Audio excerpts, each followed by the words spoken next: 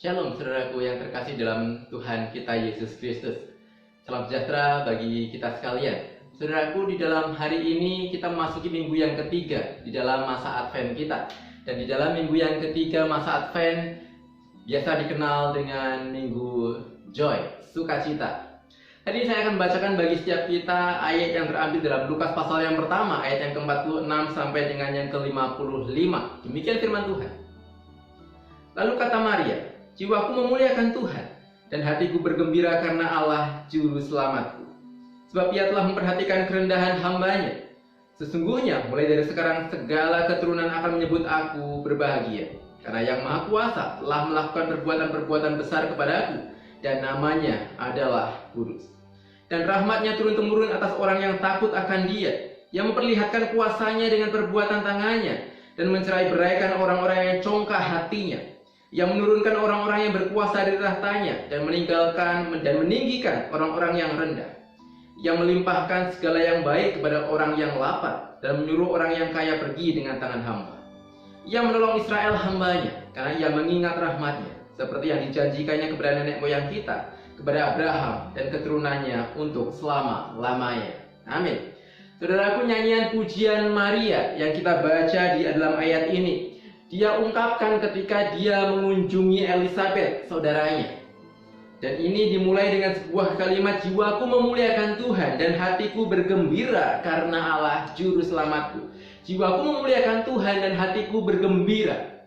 Sebuah ungkapan yang mirip maknanya, jiwaku memuliakan Tuhan dan hatiku bergembira. Tapi ada sebuah pengulangan, repetisi yang menunjukkan betapa dalam sebuah sukacita yang ada di dalam diri Maria, yang ingin dia luapkan melalui puji-pujian kepada Allah. Namun mungkin kita bertanya-tanya, kenapa Maria bisa memiliki sukacita yang sedemikian besar ini? Karena ketika kita melihat di dalam kisah Natal, maka kita mengingat bahwasanya apa yang dialami oleh Maria tentu saja tidak luput dari besarnya pergumulan yang ia tanggung. Ketika malaikat Gabriel datang kepadanya dan memberitakan bahwasanya dia akan mengandung anak dari Roh Kudus, maka kita tahu itu bukan hanya sebuah berita sukacita, tetapi secara khusus bagi Maria itu juga adalah sebuah pergumulan yang membuat dia gelisah, yang membuat dia gemetar, yang membuat dia harus berpikir apa yang akan terjadi ke depan, khususnya di tengah sebuah budaya yang syarat dengan honor and shame. Maka kita melihat bahwasanya ada sebuah pergumulan besar di dalam diri Maria. Bagaimana, apa kata masyarakat tentang dia ketika dia nantinya mengandung sebelum bersuami. Dan beberapa orang juga berpendapat bahwasanya kedatangannya kepada Elizabeth ini syarat dengan makna-makna tertentu. Yang pertama, mungkin dia juga ingin meneguhkan imannya, karena malaikat berkata-kata bahwasanya Elizabeth yang telah mandul itu sekarang juga sedang mengandung. Dan Maria ingin membuktikan kebenaran kalimat dari malaikat itu sendiri. Dan yang kedua, mungkin makna dari kedatangan Maria ke rumah Elizabeth adalah sengaja untuk menghindari orang-orang di desanya, karena beban yang dia rempuh, beban yang sedang dia pikul berkaitan dengan kehamilannya. Dan ketika dia bersama dengan Elizabeth, maka ada sebuah pergumulan yang sama. Setidaknya Elizabeth juga memahami apa yang Maria sedang pikul saat itu. Dan kita tahu ketika Maria mendatangi Elizabeth, maka dia mendapatkan sebuah peneguhan, bukan hanya dari kondisi Elizabeth yang memang sedang hamil seperti yang dikatakan malaikat, tetapi juga melalui kata-kata yang diucapkan oleh Elizabeth. Itu pun juga meneguhkan Maria. Sehingga di dalam ayat tadi dikatakan, "Jiwaku memuliakan Tuhan," kata Maria. Maria diliputi dengan sebuah kegembiraan, sukacita yang meluap, dan kerinduan untuk memuji, memuliakan Allah karena apa yang telah ia alami. Setidaknya dari ayat-ayat yang kita baca tadi, maka kita melihat kenapa Maria memuliakan Tuhan. Kenapa Maria begitu bersukacita? Yang pertama, karena dia melihat siapa dirinya. Di ayat yang ke-48 dikatakan, "Ia telah memperhatikan kerendahan hamba-Nya." Dia memperhatikan kerendahan hamba-Nya. Maria melihat kepada dirinya sendiri. "Who am I?" kata Maria. Dia bukan seorang yang spesial, dia bukan seorang yang hebat, dia bukan seorang keturunan bangsawan ataupun seorang yang perlu diperhitungkan secara keagamaan. Tidak, dia seorang remaja biasa, gadis remaja biasa, tidak berpendidikan, dari keluarga yang miskin pula. Nampaknya tidak ada satu kekhususan di dalam dirinya yang mengharuskan dia untuk dipilih Allah di dalam sebuah pekerjaan besar ini. Tetapi ternyata Allah sendiri yang kemudian memilih dia untuk sebuah tugas yang begitu luar biasa, mengandung anak dari Allah sendiri. Dan dia juga membandingkan dengan siapa Tuhan yang dia sebut di dalam ayat 49, namanya adalah Kudus, Allah yang besar. Dan kemudian Allah yang besar itu melakukan perbuatan-perbuatan yang besar kepadaku, kata Maria. Siapa dirinya? Dia yang tidak berharga, dia yang hina, dia yang rendah, dia yang tidak kompetitor, berhadapan dengan Allah yang namanya adalah Kudus. Dan Allah itu kemudian melakukan perbuatan-perbuatan yang besar bagi Maria. Dia dipilih menjadi alat Tuhan, dia dipilih menjadi sarana kelahiran Sang Mesias sendiri. Betapa luar biasanya anugerah itu ketika dia dipilih untuk mengandung anak dari Roh Kudus. Saudaraku, bagi setiap kita orang-orang percaya, saya yakin kalimat Maria ini pun juga menjadi kalimat kita. Who am I? Siapakah kita? Kalau Maria dipilih Tuhan untuk mengandung anak dari Roh Kudus, bukankah kita, setiap orang-orang percaya, juga adalah orang-orang yang di dalam diri kita berdiam Roh Kudus itu sendiri? Melalui karya Kristus, maka Roh Kudus itu berdiam di dalam diri kita. Siapakah kita? Sehingga Allah Roh Kudus berdiam di dalam diri kita. Siapakah kita? Apakah kita seorang yang layak? Apakah kita seorang yang pantas mendapatkan itu semua? Bukankah kita juga seorang yang hina, seorang yang berdosa, seorang yang tidak memiliki kualifikasi apapun untuk bertemu dengan Tuhan? Tetapi saat ini, ketika kita percaya, Roh Kudus itu, Sang Allah sendiri berdiam di dalam diri kita. Siapakah kita? Tapi bukan hanya melihat kepada berkat Tuhan yang dia alami, pekerjaan Tuhan yang dinyatakan kepada dirinya sendiri. Maria juga bersuka cita karena apa yang Tuhan lakukan kepada orang-orang lain, kepada bangsa-bangsa.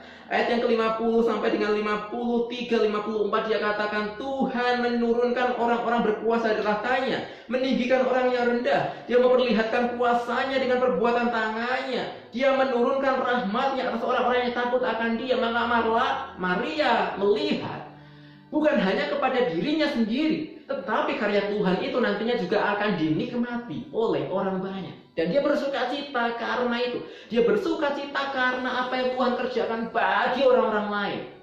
Saudaraku, bukankah ini juga sering kali menjadi sebuah pergumulan buat kita? Ketika kita mau bersuka cita di hadapan Tuhan, sering kali kita melihat diri kita sendiri. Bukan orang lain, bukan? Kita melihat diri kita sendiri, apa yang bisa aku syukuri di dalam keadaanku ini. Dan kalau ternyata aku masih banyak pergumulan, aku masih banyak hal yang menjadi misteri, ada banyak kesusahan dalam diriku, maka banyak di antara kita mengatakan aku belum bisa bersuka cita, sekalipun banyak orang di luar sana bersuka cita. Tetapi Maria mengajarkan kepada setiap kita bahwasanya bukan untuk aku sendiri, tetapi untuk orang-orang lain juga. Dia bersuka cita bagi orang-orang lain. Kebaikan Allah yang Tuhan berikan kepada orang-orang lain, kita juga wajib bersuka cita di atasnya. Dan bukan hanya itu, Maria juga bersuka cita karena pekerjaan Tuhan dan janjinya yang digenapinya. Ayat 54-55, seperti yang dijanjikannya kepada nenek moyang kita, kepada Abraham dan keturunannya untuk selama-lamanya. Maka Maria melihat apa yang Allah lakukan di dalam dirinya merupakan sebuah penggenapan janji yang Tuhan sudah berikan kepada Abraham dan keturunan-keturunannya. Janji itu digenapi, pekerjaan Tuhan itu digenapi, realitas dari rencana Tuhan itu akan digenapi melalui Sang Mesias yang lahir itu.